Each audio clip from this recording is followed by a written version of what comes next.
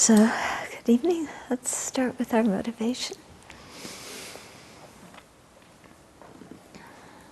And each day we have an opportunity to transform our minds, to purify the negativities, to create merit, and to really try and understand the Dharma.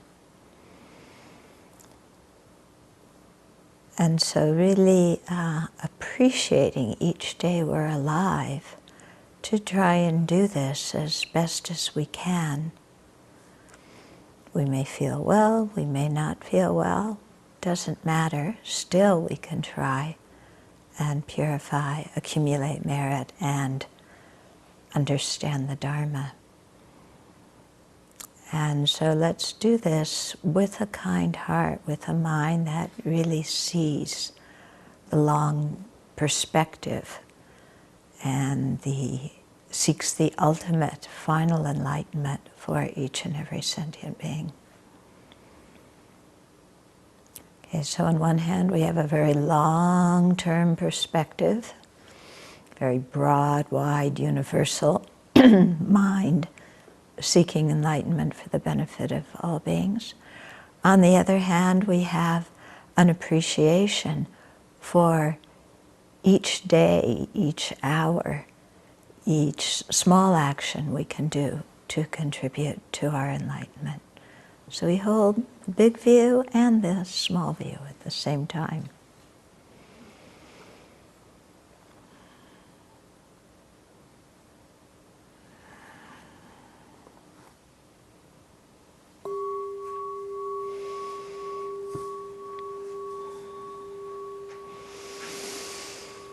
So we're coming back to the topic of grounds and path.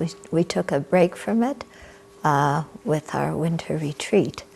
So we may all be a little bit rusty, but I heard that Venerable Tarpa gave a very excellent talk last week. So hopefully that's got us all caught up. This is a particularly challenging topic in the sense that the language of the text is, a little bit more formal and technical than we may be used to. There's a lot of detail in it. It emphasizes, the specific ways you have to say things in order for it to be correct. And so sometimes our mind might just be a little bit reactive, like, tell me something easy that I can understand. I'm tired of this stuff, okay? So sometimes, does that ever happen to your mind? Yeah? Or sometimes do you hear a point in the Dharma where your mind goes, I don't like that. I just don't agree. Does that happen to you too? Yeah? And you find that your mind's just really reacting instead of understanding. It's like, I already understand, I just don't like it. How can the Dharma be so beautiful and also say this? Yeah? So part of that may come through translation difficulties. Part of it may come through the formality of the language.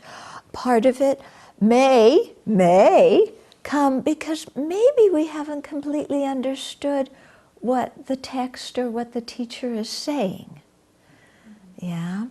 And so I often find that in working with my own mind that there are certain things that I've heard throughout the years that, I don't know if it's the language or whatever it is, but my mind, its way of understanding it goes, or if I've seen the way other people have acted in reaction to that teaching, then I really get,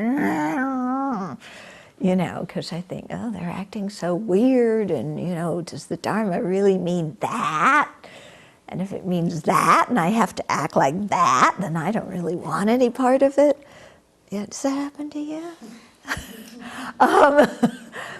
But it's very interesting, if you really hang in there, and you try and think about these different topics and, kind of take a step back and so that you're not so reactive to just the words, the vocabulary, or what you think it means, and think to yourself, now, how could I understand this? What could this mean? Or how could maybe I arrive at a similar point, but explain it to myself in a little bit different way, a way that makes sense to me? Okay? And so try and work with the points in that way, yeah? So that we're not just reacting against what we thought we understand, but it's actually a wrong understanding. But that we're trying to think, well, why? What's this point really trying to get at? Yeah? And what could it really mean? And how can I explain it in a way that brings forth the beauty of the teaching in a way that makes sense to me? Yeah? And so I think that's how you really get into the Dharma, and you really start to make it your own, and you start to understand it in a deeper level. Yeah? And it relieves a lot of that instant, that we sometimes get into. Okay? But then, when in the process of doing that, then you should check your understanding, or check how you're explaining that point to yourself with other people to see if, your way of thinking about it is correct, or if you're, way off in left field somewhere. Okay? But in, my practice, I found that I've had to do that quite a bit because of the the cultural distance. Like sometimes my teachers would, and in the Tibetan text, they would tell these stories to illustrate a point. And sometimes the stories would just drive me wacko. It's like, what? Huh? How does this story illustrate that point? And, do you really expect me to believe this story?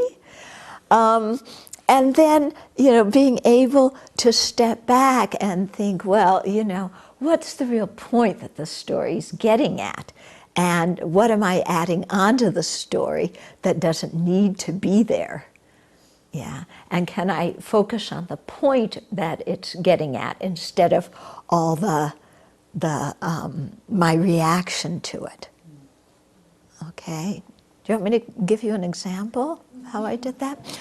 Okay, so some of you may have read, there's one example for precious human life of one man named Dawa somebody, and he, was dreaming about, one day he's going to meet this wonderful woman, and then he's going to have a child, and he's going to be so excited having this child, and he started going through names that he could give his child, and he came up with this fantastic name. Maybe the name was Dawa somebody, and he was so happy with the name for his child that he picked up a stick and he was dancing around the room, and in the process he hit the bag of sampa that was hanging on the ceiling, and it fell on him and he died. And the moral of the story is, don't be attached to the 8 worldly concerns. Okay?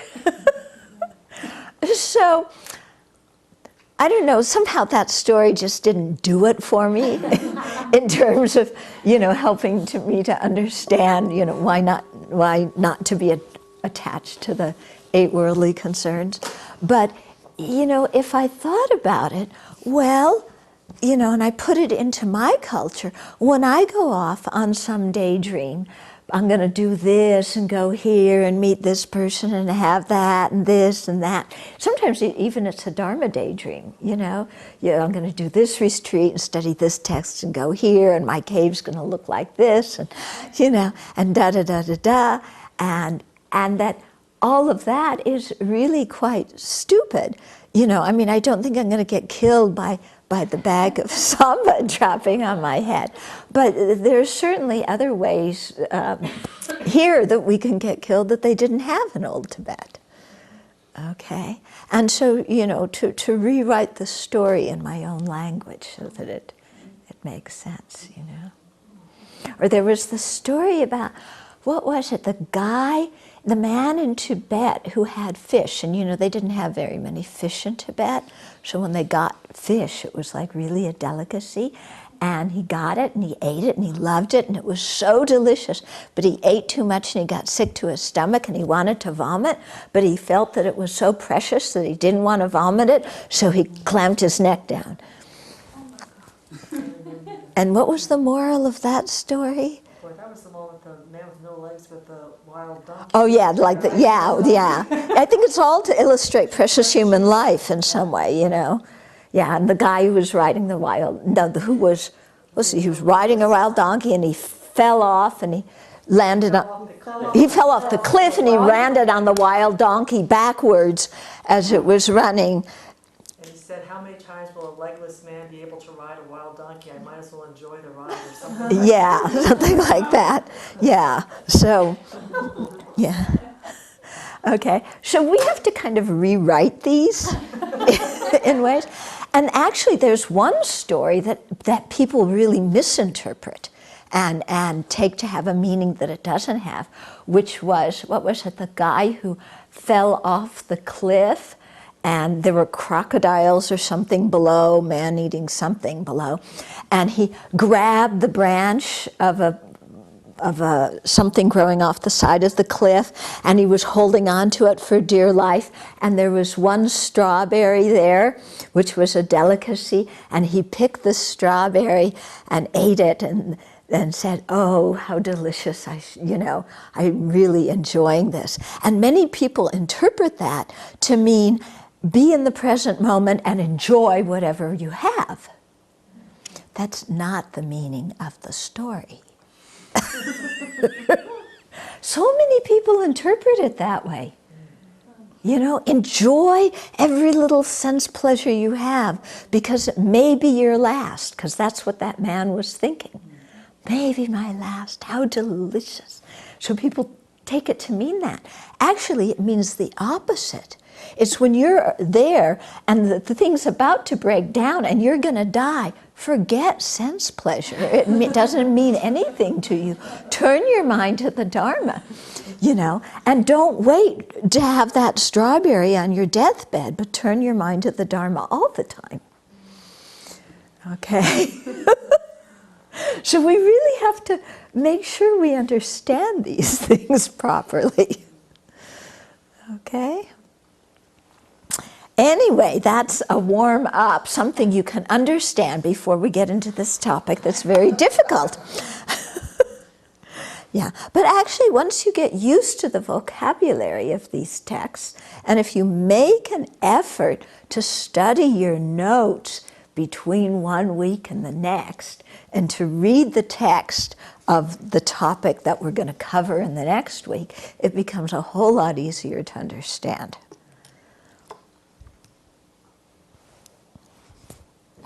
In one ear, out the other. Okay, so we are on page 15 of the root text, and it says the divisions of the paths of Bodhisattva superiors. So we've already talked about the Bodhisattvas, who are ordinary beings, the ones on the path of accumulation and the path of preparation.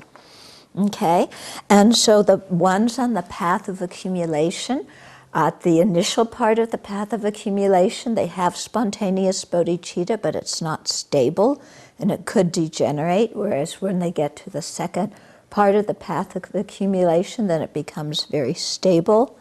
And by the third path, the path of accumulation, they've developed very strong abilities to concentrate, and they're able to go to some of the pure land, well, some pure lands, and they're able to, they have a concentration called the stream of the Dharma, where you can remember every Dharma teaching you've ever heard. Yeah, which I think is great. You know, just think, you know, everything you've forgotten, then all of a sudden you can remember it. And even teachings where maybe you've just been in the audience, you know, hearing a lung in Tibetan, hearing the oral transmission in Tibetan, and you didn't understand it, then at that time you can understand it and remember the teaching. Yeah, so it pays off to go to those kinds of things and get that imprint in our mind. And also on the path of accumulation for those bodhisattvas who haven't previously generated, the bodhisattvas who have sharp faculties, have a conceptual understanding of emptiness before they even enter the path of accumulation.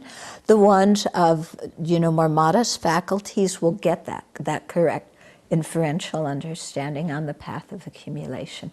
And then when they're able to combine that inferential understanding with, you know, have a union of serenity and insight on that understanding of emptiness, so it's a correct conceptual understanding, but you have single-pointedness, you know, on that, then you pass into the path of preparation. And then there's the 4 stages to the path of preparation, the heat, where you're warming up to emptiness. You know, eventually you're going to get to the path of seeing. And then the heat peak, which is where after the you don't fall to the lower realms after that, and your merit doesn't get destroyed by wrong views and anger. And then forbearance or fortitude, which is where you have the definite capacity, the definitiveness of not falling to the lower realms again. You know, from the peak you won't fall, but it's not, you don't have that certainty in your mind until the third part of the path of preparation.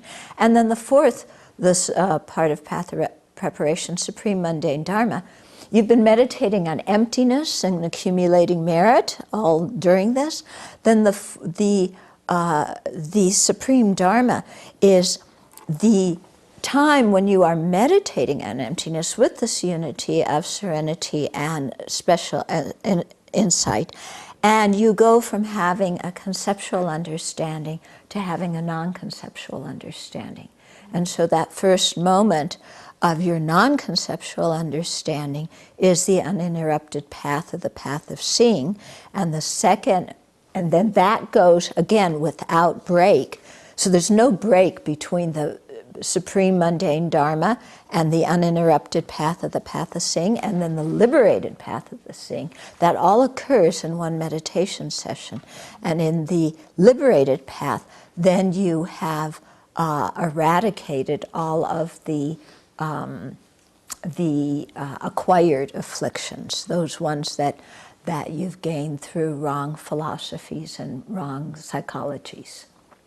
Okay, so we're right now coming into the Arya paths, which of the Bodhisattvas, which are starting with that path of seeing.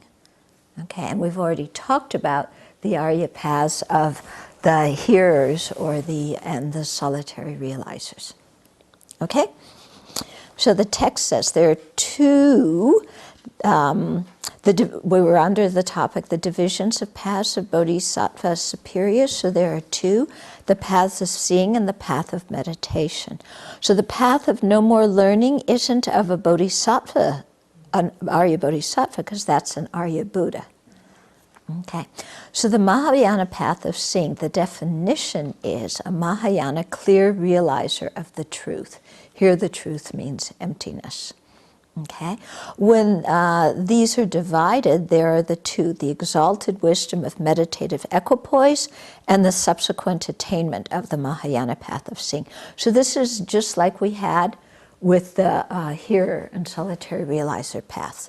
Okay, those two divisions here. No, yeah, yeah, Mahayana. The meditative equipoise and the subsequent attainment. So then the definition of an exalted wisdom of meditative equipoise of a Mahayana path of seeing is a Mahayana clear realizer of the truth for which dualistic appearance has vanished. So dualistic appearance can mean different things in different situations. Here, it is especially that the subject realizing emptiness and the object emptiness do not appear as separate things. That the mind and the mind realizing emptiness have become fused, they say, like water in water. When you think about this, what would it be like to realize anything non-dualistically without a feeling of me sitting here understanding that? It's hard to even imagine that, isn't it? Let alone imagine what the ultimate nature of reality is that you would perceive in that kind of way. So this is, you know, when you think about it, this is why it's an Arya realization. You know, you're no longer an ordinary being because this is quite an accomplishment. Also at that time when you have that direct perception of emptiness, there's no appearance of conventional objects at that time. That doesn't mean conventional objects cease to exist, but it just means for that mind that is focused single-pointedly on emptiness, there's no appearance of conventionally existent objects, or conventional truths, I should say, okay?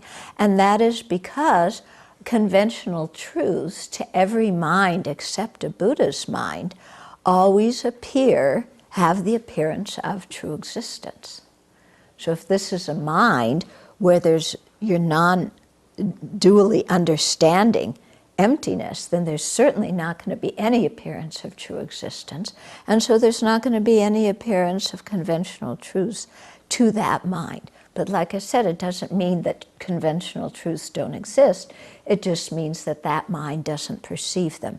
In the same way that our ear consciousness, our auditory consciousness, doesn't see colors, but the fact that it doesn't see colors doesn't mean that colors don't exist, because there's another mind that sees colors.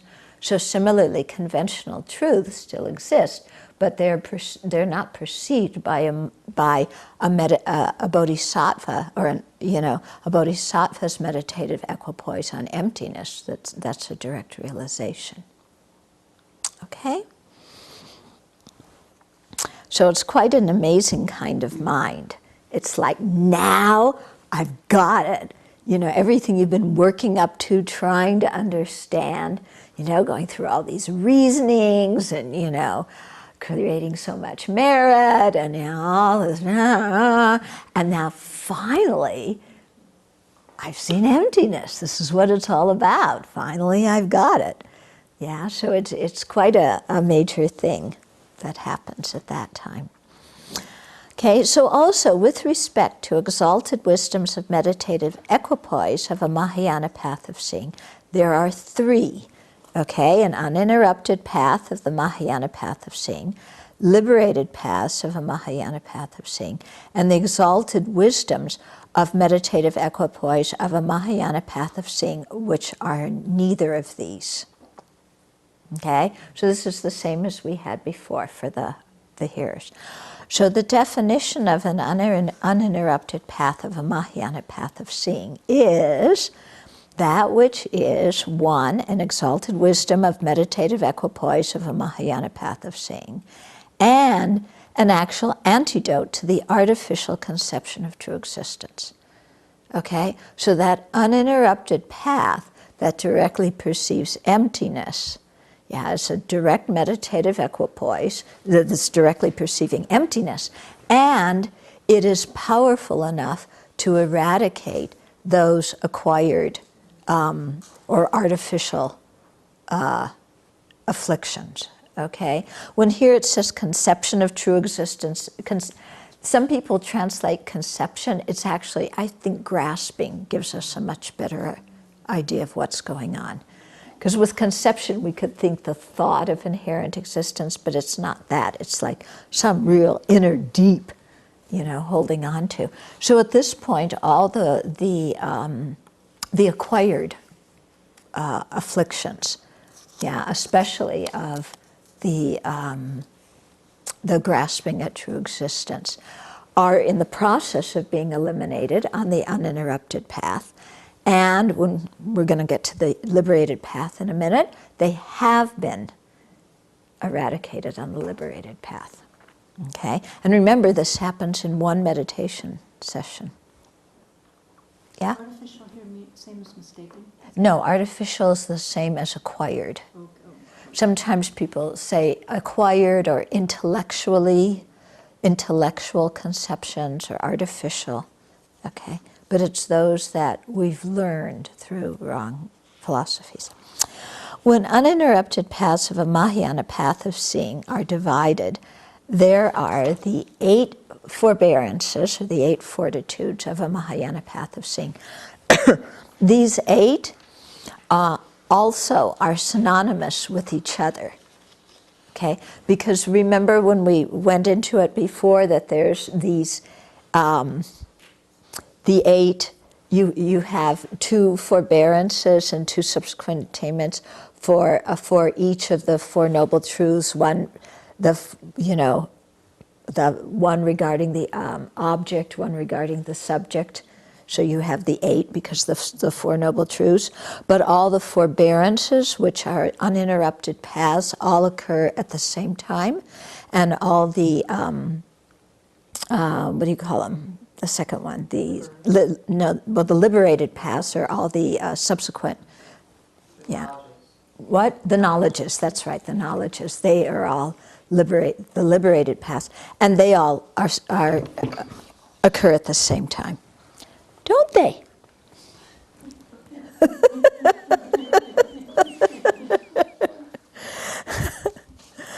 Okay.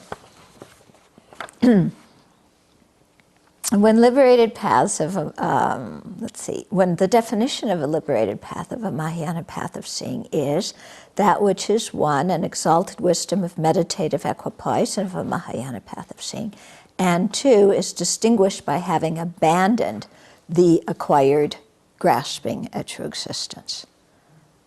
Okay?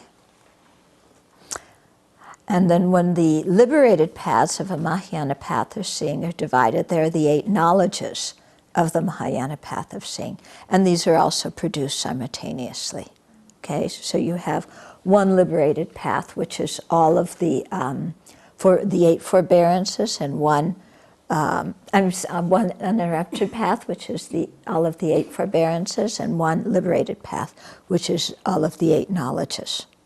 Okay? Regarding the 4 noble truths.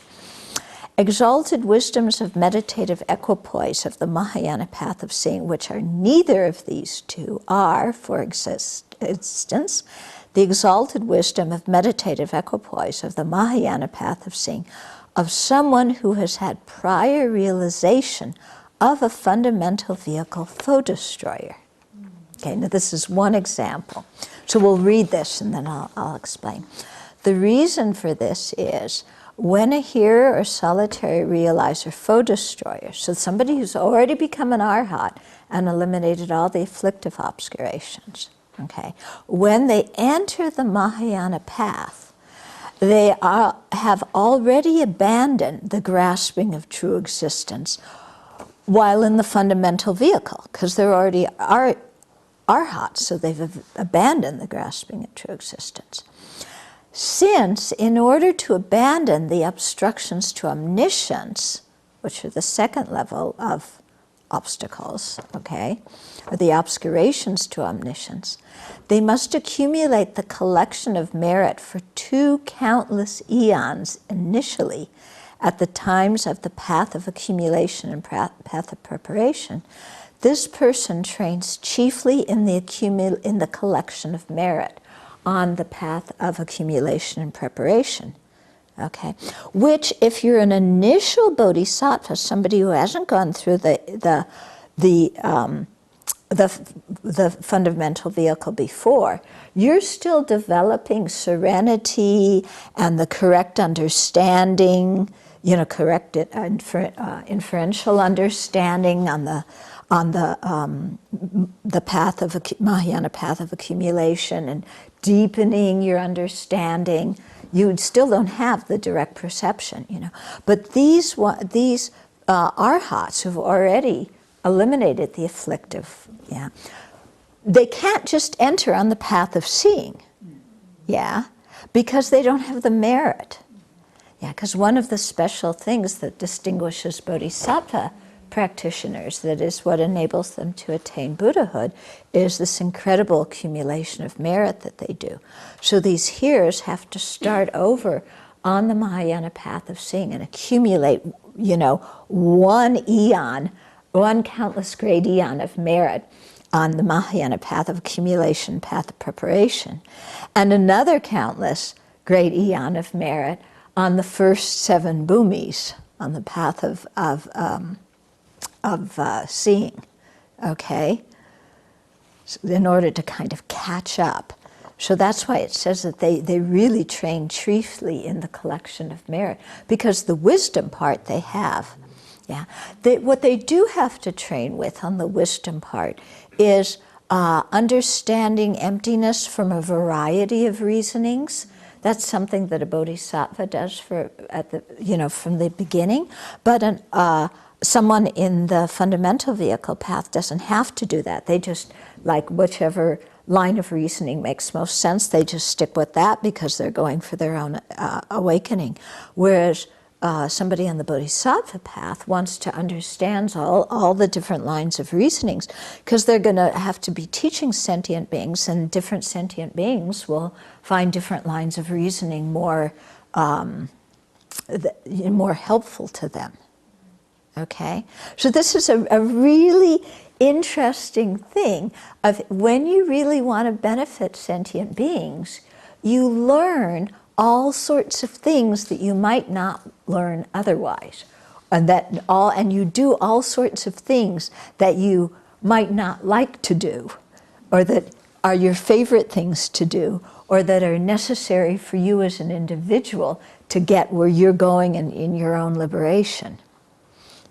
So I think this is a good example for us in our daily lives, when we get stuck on, I want to do this and I don't want to do that, because this is better for my practice and that is just a waste of time. And why should I try and understand why this other person puts the cups upside down in the, when they're just wrong to start with, and, why should I have to, go fold the laundry when, I'm better at doing something else.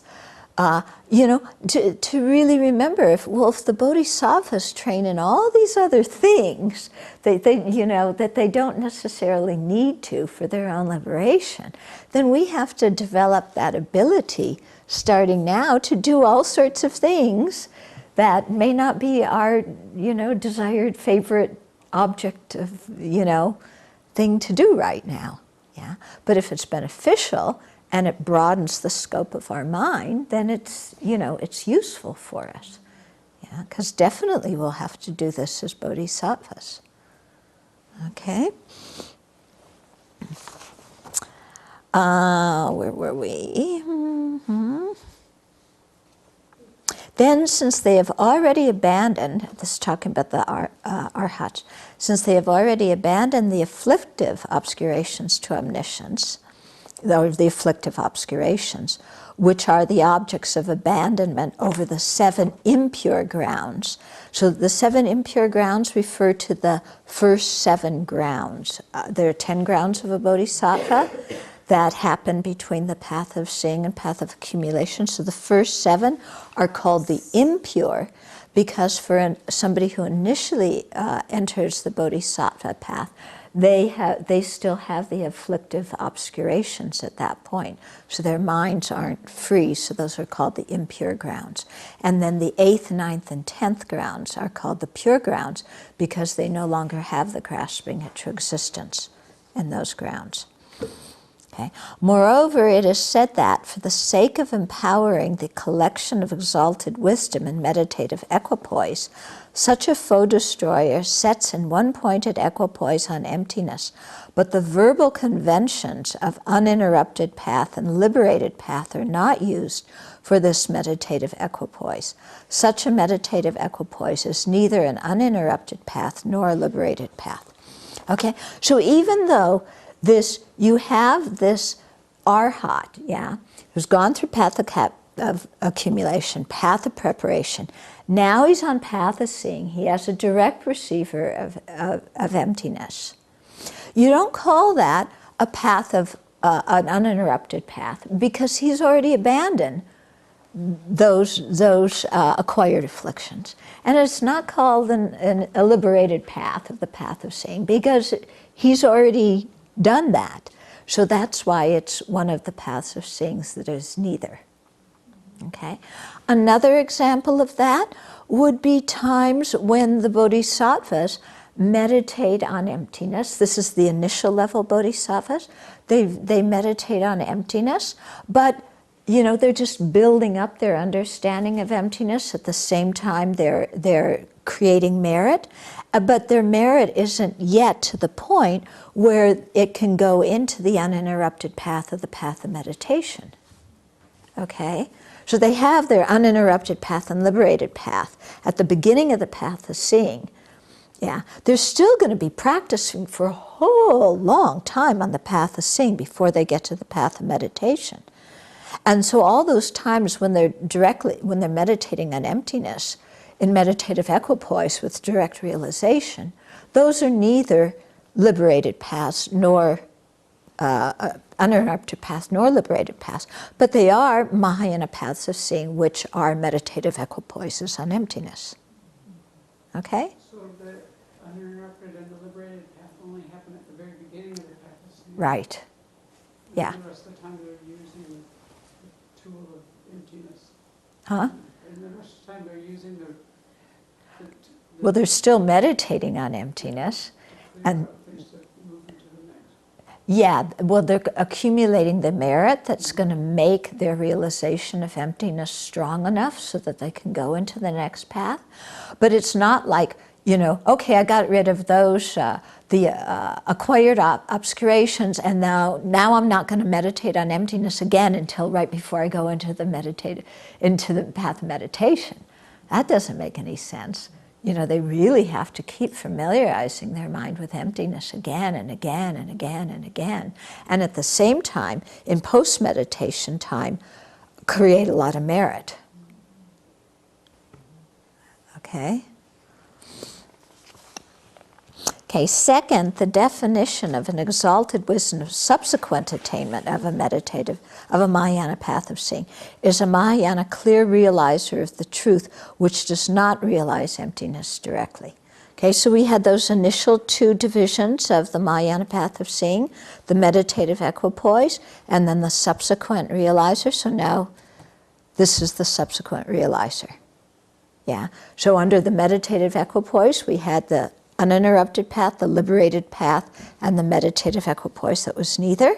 And now here's the subsequent. This is the same as that we did for the hearer's path, okay? So it doesn't realize emptiness directly, but they're still meditating and doing a whole lot of other things, okay? Because, you spend a bit of time on the path of seeing. It's not just like, you got it and then, yeah? So subsequent attainment here will mean that when they're out of meditative equipoise, the appearance of true existence is still there, but they know that what they're seeing is not true. Yes, yeah.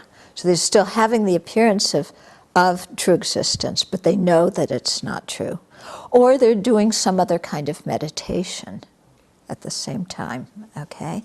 So, during the subsequent attainment, they're doing very much what is called illusion-like meditation on emptiness, where they're really training the mind to see everything as like an illusion, appearing true, existent, but not actually existing in that way.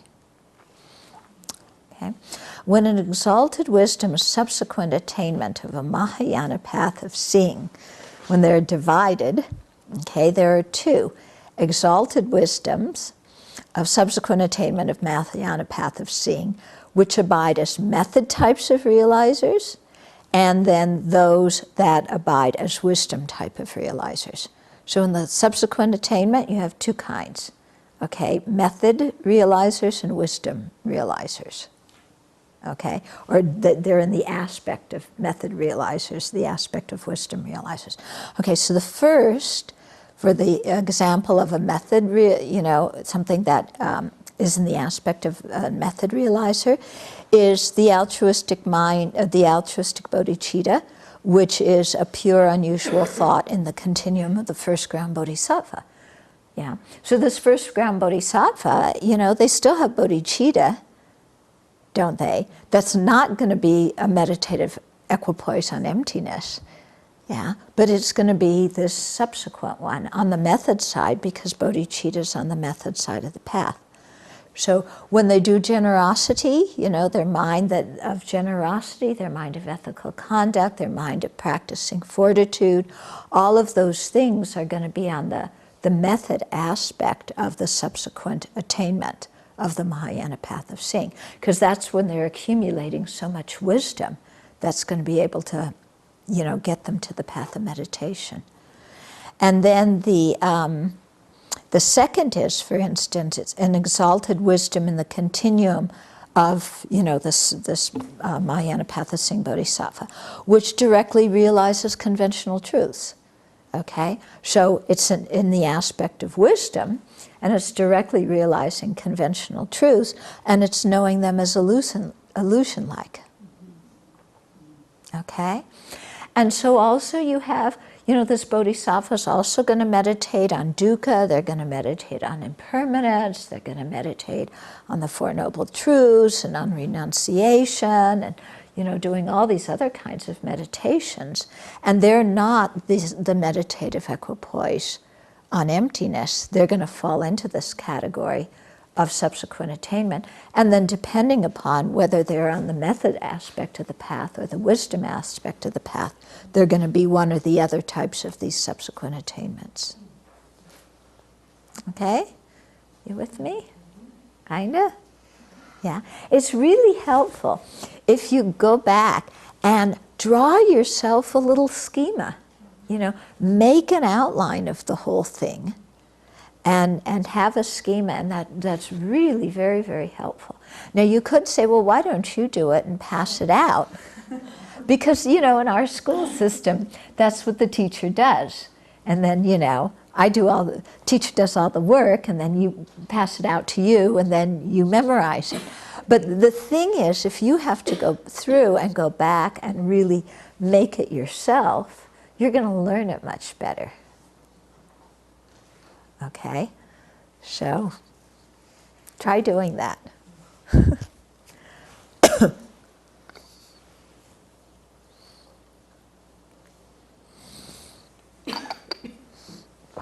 Okay, so any questions so far? Yeah. Why does the second one of the subsequent attainment directly realize conventional truths? What does the directly mean there? That directly is, they're I think it must mean they're understanding conventional truths as conventional truths. Yeah. So practicing illusion-like meditation, I think that's what it must mean. Or it could mean, their eye consciousness knowing a flower. But, I think there's got to be kind of more than that for it to be a wisdom consciousness, not just their eye consciousness knowing the flower, but how they're understanding it. Okay. There could be all sorts of other conceptual realizations too. And other direct realizations going on, like directly realizing impermanence. Okay, but that would probably be on the method side of the path, not the wisdom side. Any other questions? Yeah, or realizing the the emptiness of self-sufficient, substantially existent person. That would also be on the method side. Really?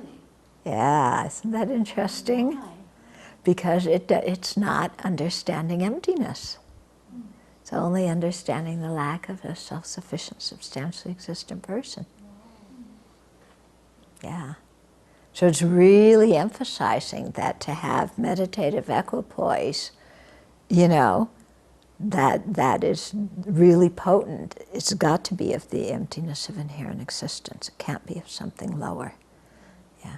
Now, when you study the paths and grounds, as they're usually presented in the monasteries, they do it from the point of view of, from Ornament of Clear Realizations, Abbey Samaya, which is the point of view of the Yogacharyas, Svatantrika, Madhyamakas. So the layout is different there. Yeah, different. That's where when you say they must understand the different lines of reasoning about emptiness, that's where the different schools and the self-sufficiency. No, the different lines of reasoning would mean, for example, understanding things are not empty because of not being one and different. The understanding that they're empty because they're not produced from self, other, both, or causelessly. Understanding that a cause doesn't produce a result that is existent, non-existent, both, or neither. Understanding dependent arising. So all those kinds of reasonings that point you towards the emptiness of true existence. Mm-hmm. Fuzzy thought here, but since we can't actually perceive conventional truth without the appearance of true existence, up until that point is Up until you're a Buddha. Yeah, but is it possible that the direct realization of conventional truth is some step along being able to discern that? Yeah, I mean, that's why I think it must mean seeing it as illusion-like. Because you're not going to, or... As a direct perception. Yeah, don't think direct perception always has to mean you're perceiving emptiness. Yeah. It just means there's no conception involved. Yeah. Okay? Yeah? I've got a question about the difference between a ground and a path. Oh, They're synonymous. yeah, they're synonymous. But are they the same entity? Yeah. What's the difference between them? Oh, there's just different ways of talking, like clear realizer, ground, path, exalted wisdom. In this context, they're all synonymous. Okay? They separate them out for a reason, to help us understand Right. the layout of the land. Right, yeah.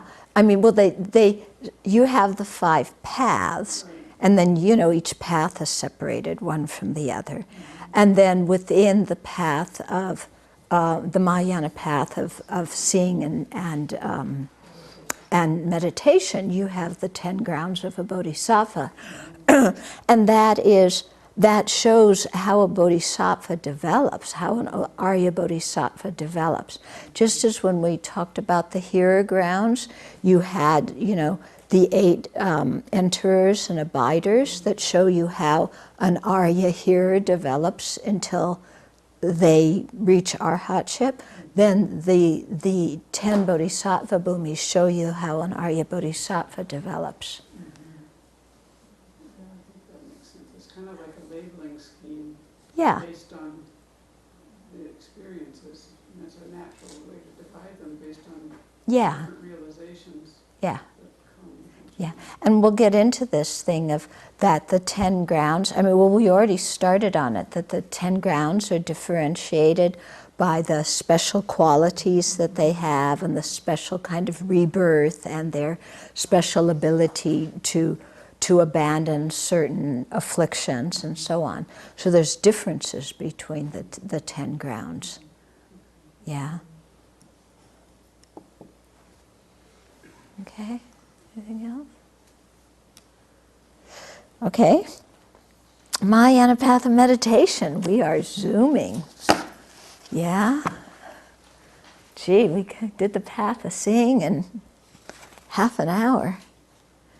It's going to translate into I don't know how many eons when we actually do it. Okay, the definition of a Mahayana path of meditation is a Mahayana subsequent clear realizer. Okay, and when Mahayana paths of meditation are divided, there are two: the exalted wisdom of meditative equipoise, and of subsequent attainment of the Mahayana paths of meditation. So same divisions, okay? And the definition of an exalted wisdom of a meditative equipoise of a Mahayana path of meditation is a Mahayana subsequent clear realizer. I think subsequent is there because it's not the initial time when you've first realized emptiness directly, okay? A Mahayana subsequent clear realizer for which dualistic appearances with respect to emptiness have vanished. I find it curious that they before with path of seeing is just dualistic appearances have vanished, and here dualistic appearance with respect to emptiness have vanished. Because actually on the path of seeing, if you don't perceive emptiness with dualistic appearance either. So I'm not quite sure why they've differentiated those two in that way.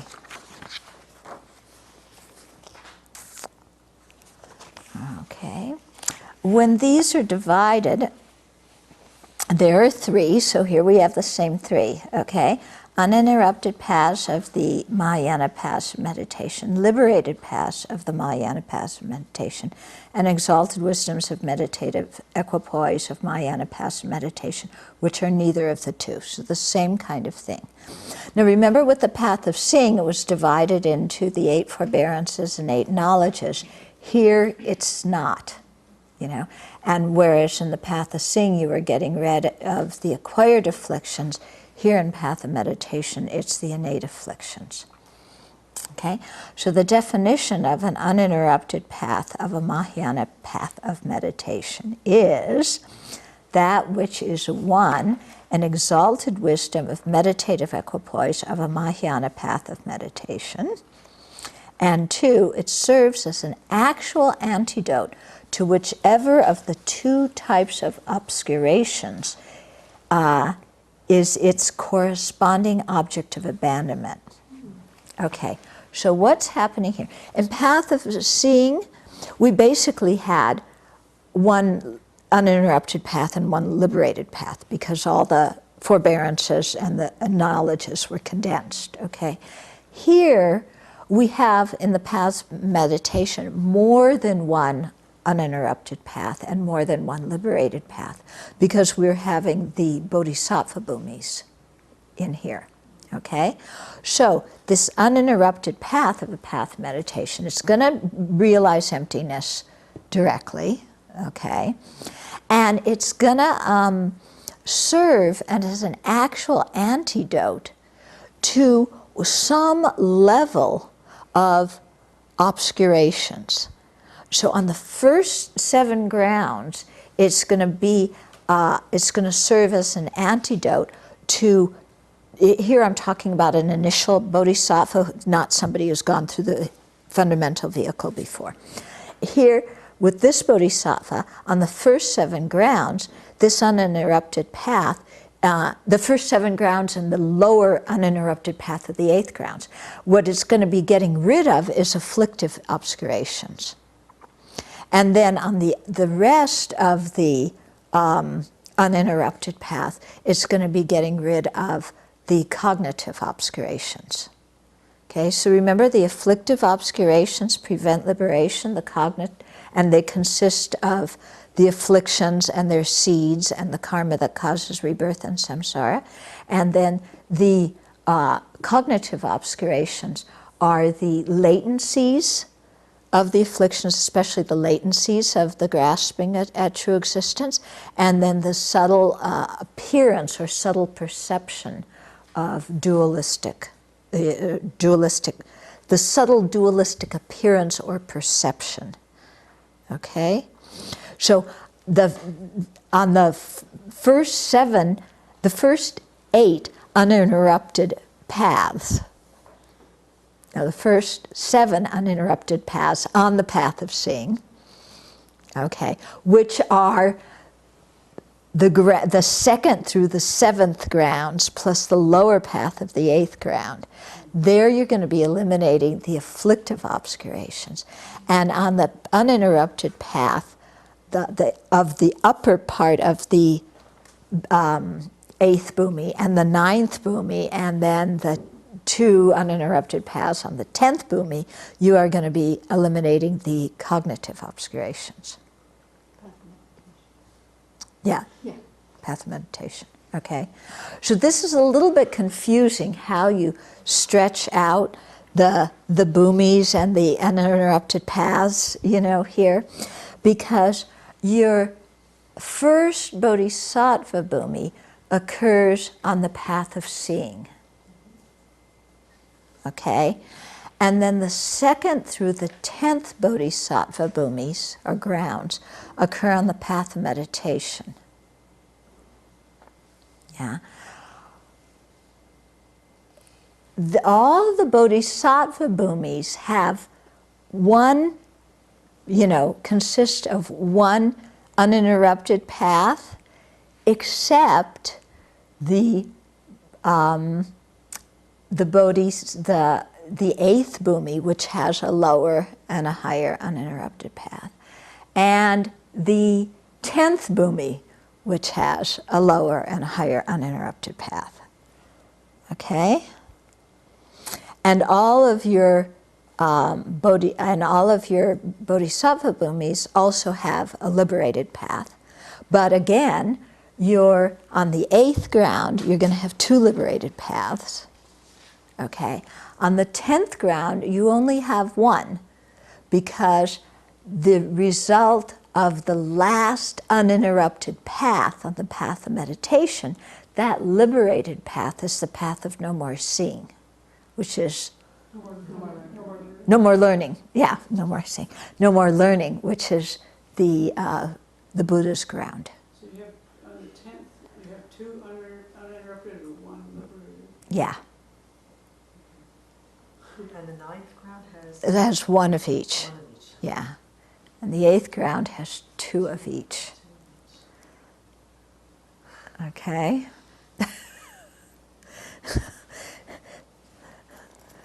Okay. So what we're doing is on the, well, it says here, we'll keep reading. When uninterrupted paths of a Mahayana path of meditation are divided, there are 2. Uninterrupted paths of Mahayana meditation, which actually abandon the innate afflictive obscurations, and uninterrupted paths of meditation, which actually abandon the obscurations with regard to objects of knowledge, in other words, the cognitive obscurations. Okay, so of your uninterrupted paths on the Mahayana path of meditation, there's 2. Some abandon the afflictive obscurations, some abandon the cognitive obscurations. Okay? When uninterrupted paths of the Mahayana path of meditation, which actually abandon the innate, okay, we're doing the innate because we've already done the acquired before, the innate afflictive obscurations, when those are divided, there are 7. Okay, so there's 7 uninterrupted paths on the path of meditation which are abandoning afflictive obscurations.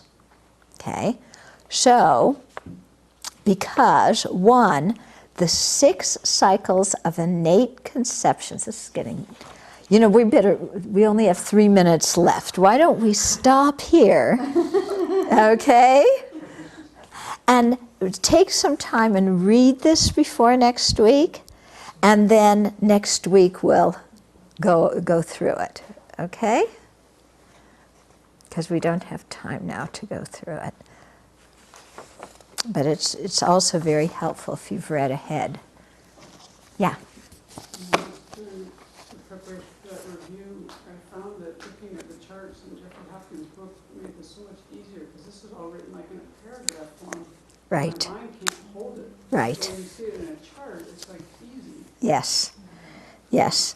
And the texts are all written in these paragraph forms. And like you said, we do the chart, and the chart, you just go, oh, that's how it is. Yeah. So, if we had a whiteboard or something like that, I could draw it as I'm talking. Yeah, like at a, high school or college or something. Here's this and here's that. So I could do it that way, if you want to, if we have a whiteboard and set it up and do that. But it's also helpful if you kind of try and go through this too beforehand. Yeah. But it's true, our ways of making charts and diagrams really helps a lot.